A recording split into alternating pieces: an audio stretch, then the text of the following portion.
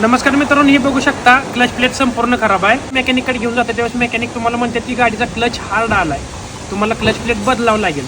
बरेच जण ही सांगतात की क्लच प्लेट हार्ड आलाय, पण ही सांगत नाही की क्लच प्लेट कशामुळे हार्ड येतो किंवा कोणता पार्ट खराब झाल्यानंतर क्लच प्लेट हार्ड येते ही सांगत नाहीत मित्रांनो.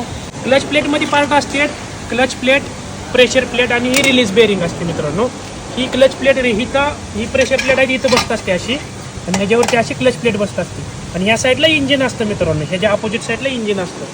ज्यावेळेस तुम्ही पॅडल प्रेस करत असता, ज्यावेळेस तुम्ही इथं पॅडल प्रेस करता त्यावेळेस ही रिलीज बेरिंग इकडं मूवमेंट होते, रिलीज बेरिंग बाहेर येते. त्यावेळेस ही जी फिंगर आहेत प्रेशर प्लेटची, ती प्रेशर प्लेट असते. ही जी फिंगर आहेत ही असं आत दाबले जाते, ह्याच्यामध्ये स्प्रिंग फोर्स असतो, ती आत दाबले जाते. आणि त्यावेळेस तुमचं ही क्लच प्लेट आहे ती डिसएंगेज होते आणि त्या ठिकाणी तुम्हाला गिअर बदलायसाठी टाईम भेटतो. आणि ज्यावेळेस काय करतं माहिती आहे का, तुम्ही ज्यावेळेस लॉंग रूटला गाडी चालवत असता त्यावेळेस इंजिन गरम होतं, क्लच प्लेट गरम होती. त्यावेळेस ही जी फिंगर असते ना ती सॉफ्ट असतं सुरुवातीला नवीन असल्यानंतर. गार गरम झाल्यानंतर ह्याच्यामध्ये हार्डनेस वाढतो. ही जी फिंगर आहेत ना ह्याच्यामध्ये हार्डनेस वाढतो. हार्डनेस वाढल्यामुळं काय होतं, ही जी फिंगर आहेत ना हार्ड झाल्यामुळे टाईट होतं आणि त्यामुळे तुम्हाला काय वाटतं गाडीची क्लच प्लेट हार्ड झाली आहे. ही मेन कारण आहे मित्रांनो.